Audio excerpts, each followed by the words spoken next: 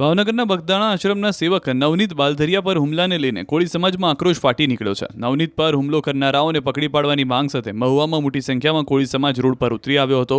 મહુવા મામલતદાર કચેરીએ મોટી સંખ્યામાં અખિલ ભારતીય કોળી સમાજના લોકો એકત્રિત થયા અને વિરોધ પ્રદર્શન કર્યું. હુમલાખોરોને ઝડપથી પકડી પાડવાની માંગ સાથે આવેદનપત્ર આપ્યું હતું. કડક કાર્યવાહી ન કરાય તો ઉગ્ર આંદોલનની ચીમકી ઉચ્ચારી છે.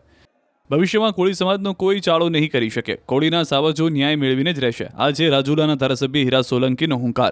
બગદાણામાં નવનીત બાલધિયા પર થયેલા હુમલાને લઈને કોળી સમાજ લાલઘુમ બન્યો છે. હોસ્પિટલમાં સારવાર લઈ રહેલા નવનીતની મુલાકાતે પહોંચેલા હીરાભાઈ સોલંકીએ સ્પષ્ટ કર્યું કે કોઈ ચમરબંધીને છોડવામાં નહીં આવે.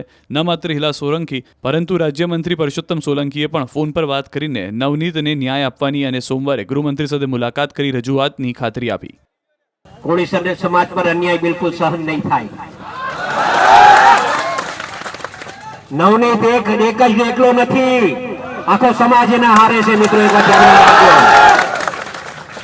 આવા જ્યાં જ્યાં બનાવો બનશે ને હીરાલાલ સોલંકી સૌથી પહેલો ને આપો જ છે.